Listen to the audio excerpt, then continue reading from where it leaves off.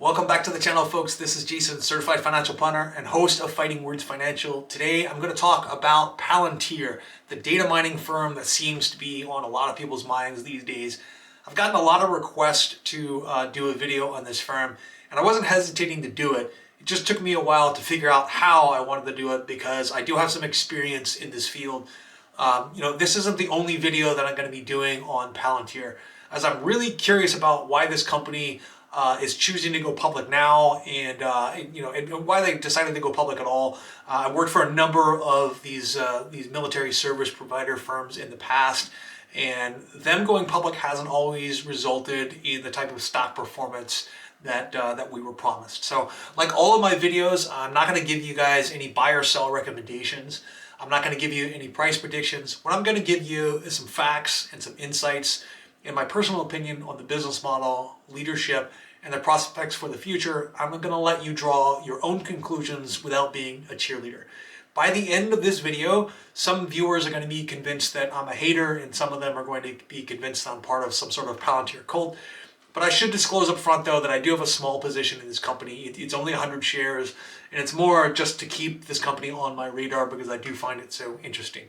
So Palantir is actually one of the more challenging companies to do an analysis on for a variety of reasons.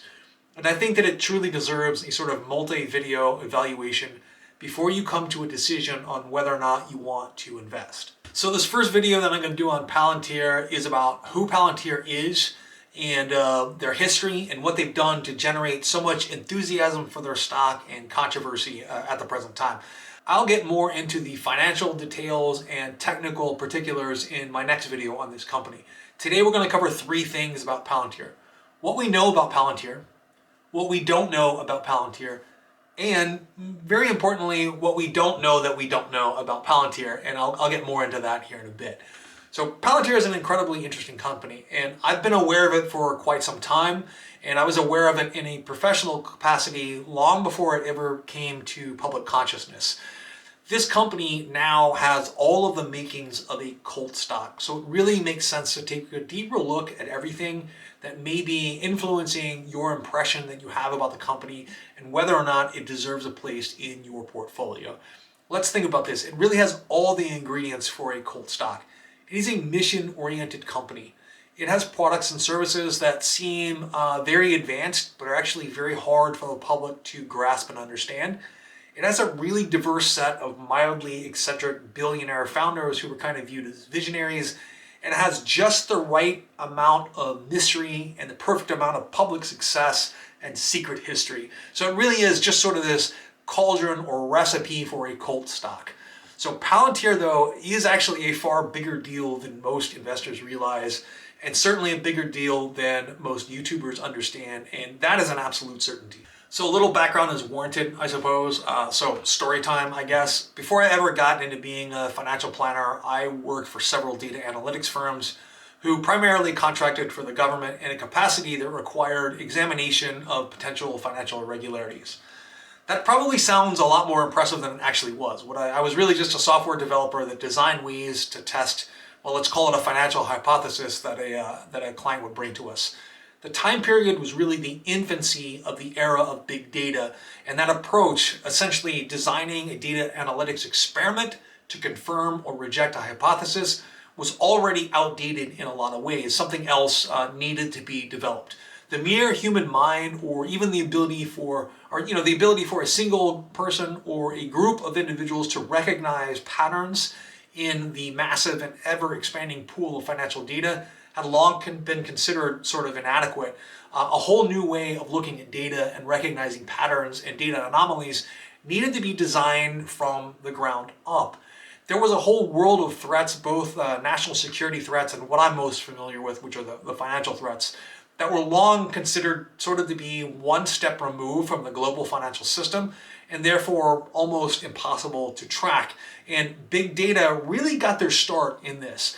One of the big financial threats, which didn't originate as something criminal by any means, but evolved into an effective way to informally transfer value one step removed from the global computerized financial system, and of course, one step removed from law enforcement, is the Hawala system.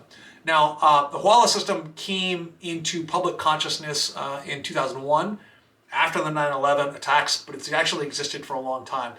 The Hawala system is a huge network of money brokers located primarily in the Middle East, North Africa, Pakistan, and India. There's actually plenty of Hawala brokers, though, in Europe and the United States as well. And I would assume other parts of the world. I'm just not familiar with the Hawala network in those parts of the world.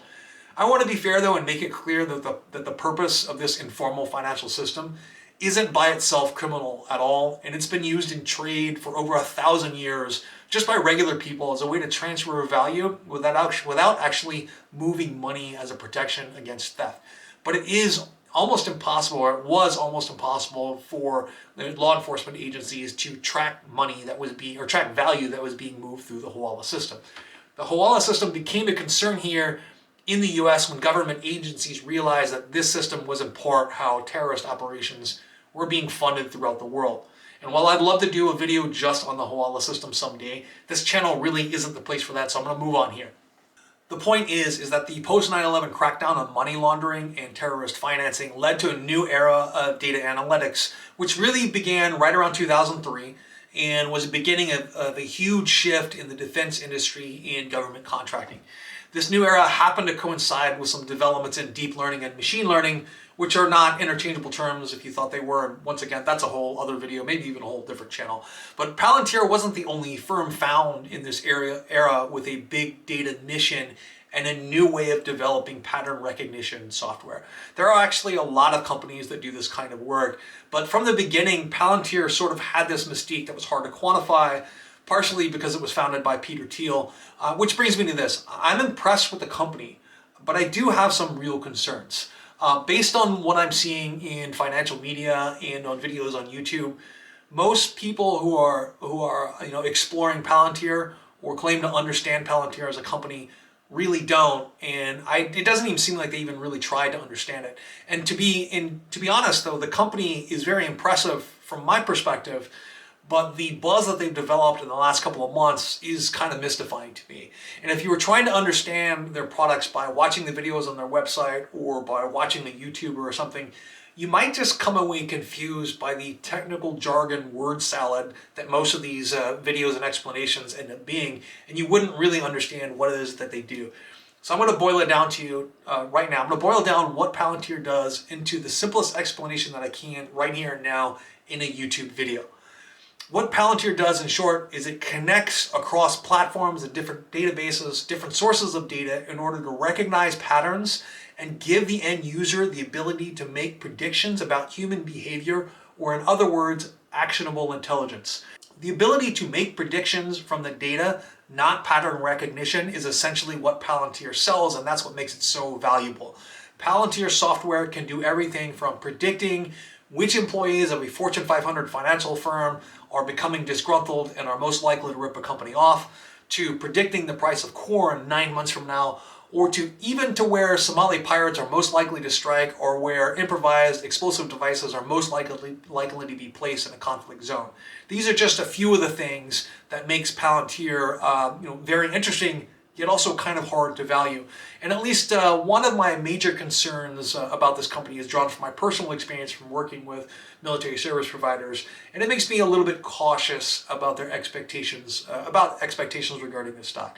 You see, there are things that we know about Palantir as a company, there are things that we don't know about Palantir as a company, and there are things that we don't know about Palantir as a company.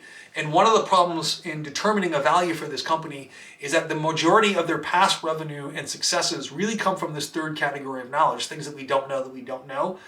And for right now at least, it seems like the majority of their future revenues are going to come from that source too, if they don't start having more success in the private sector. So most people commenting on this company, and that includes analysts, that includes other investors and YouTubers, don't really have a clear idea of the scope of Palantir's projects, their capabilities, or their prospects for the future. And really nobody does. Only the top people of Palantir would know, and they've remained remarkably closed-mouthed over the years about their actual capabilities.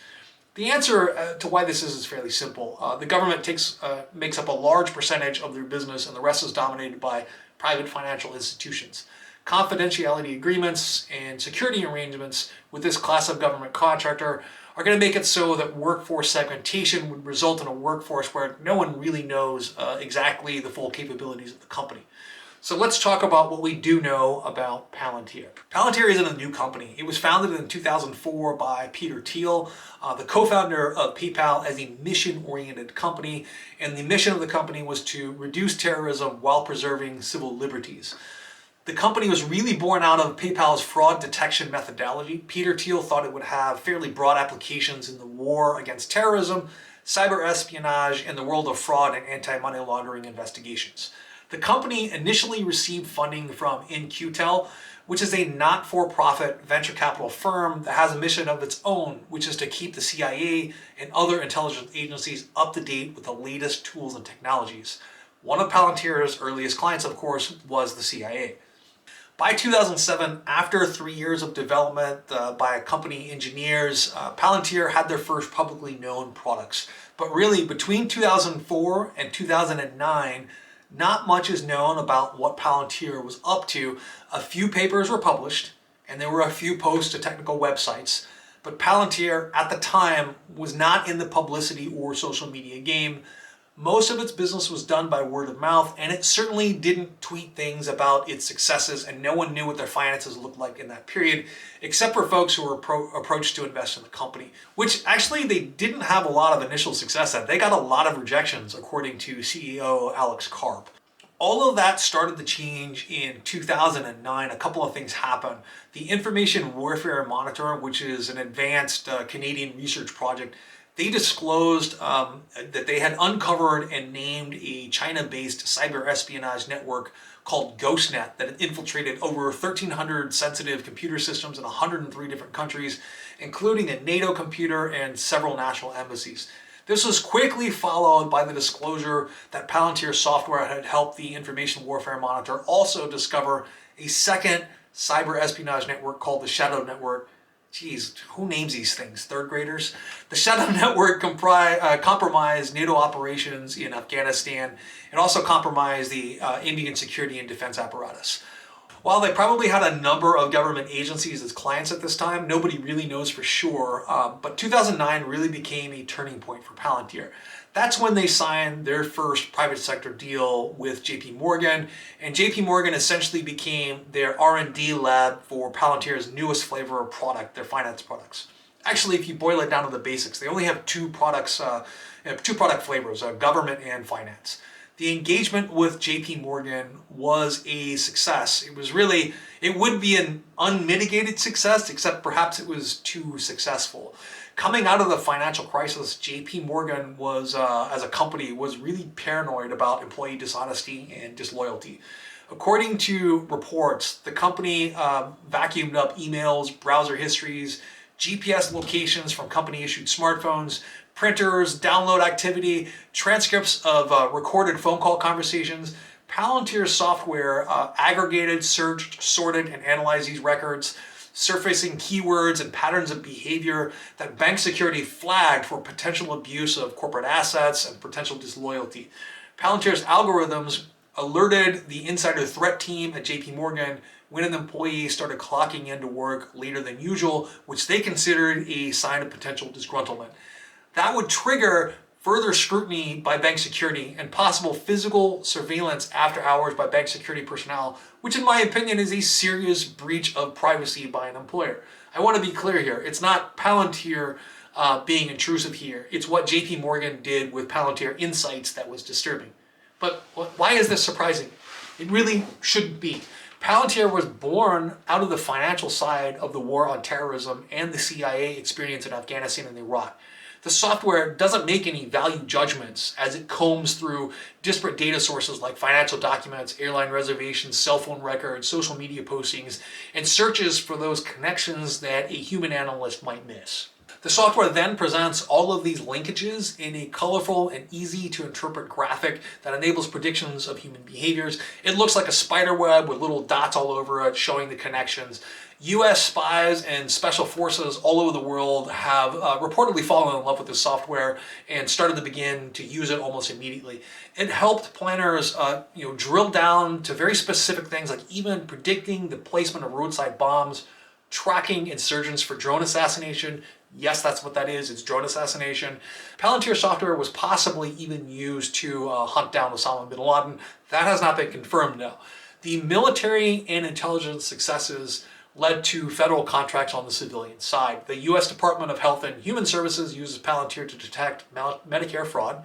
The FBI uses it in criminal probes. The Department of Homeland Security uses it to screen air travelers. Palantir software was even used by the government to detect and punish stimulus fraud during the last financial crisis. Something that then Vice President Joe Biden noted on the press conference at the White House, announcing the success of fighting fraud in the stimulus by the Recovery, Accountability, and Transparency Board. Biden directly credited the success to Palantir software being deployed by the federal government. This success, all of this government success, has not come without controversy. The company is by its nature a political one. While Peter Thiel has taken some controversial positions on one side of the political divide, his partner and CEO Alex Karp has done the same thing on the other side. Political differences have not stopped them from working together effectively, but let's make no mistake about it, this company by its nature is political.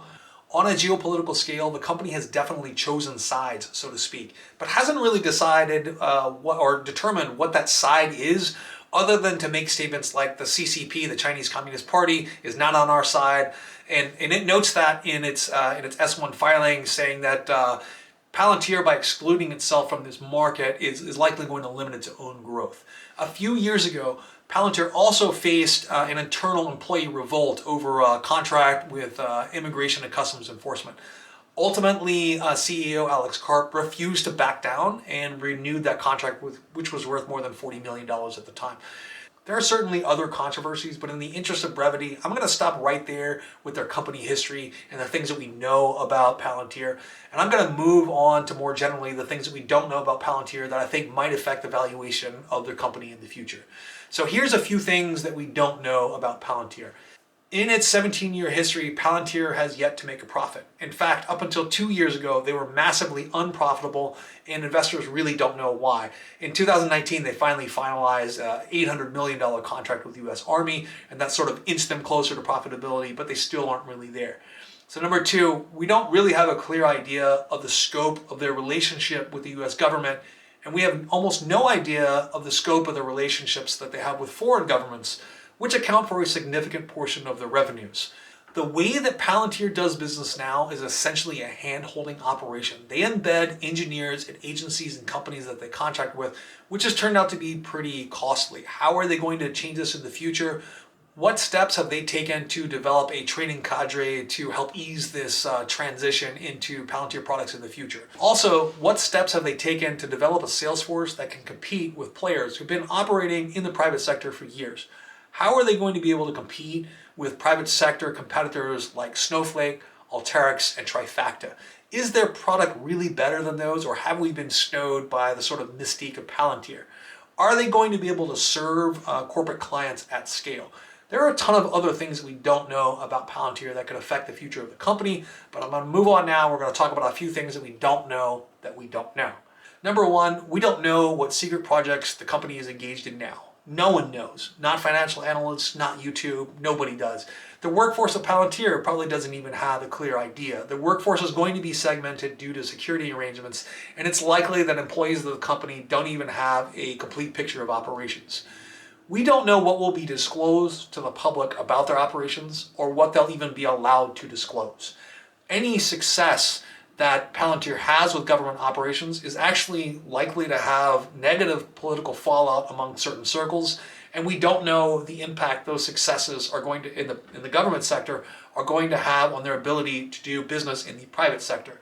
They may face further employee revolts or companies refusing to do business with them due to the controversial nature of their work. There is a distinct and heightened political risk with this company because of the company's unabashed pro-Western political stance. To me, this shouldn't be controversial, but it is. We don't know which governments or countries that Palantir has decided is on our side, besides France and the UK, really. But what if our side includes surveillance states like Saudi Arabia, or a problematic ally like Ethiopia that clearly uses its security apparatus to suppress democracy and persecute political differences? The timing also of the decision for this company to go public, to me, is very, very curious. And we don't know exactly why we did this. But right now I want to talk a little bit about some past experience that I've had working with government service providers and military service providers. I worked with a couple of these firms that actually went public. The stock performance never lived up to the promise, or at least never lived up to the hype in every case. For a couple of reasons. I think employee culture had a hard time adjusting to the time to market concept, where work was expected to be done under hard timelines. Companies had a hard time transitioning from obtaining business by bidding on government contract to competing in the private sector. The bidding process is completely different.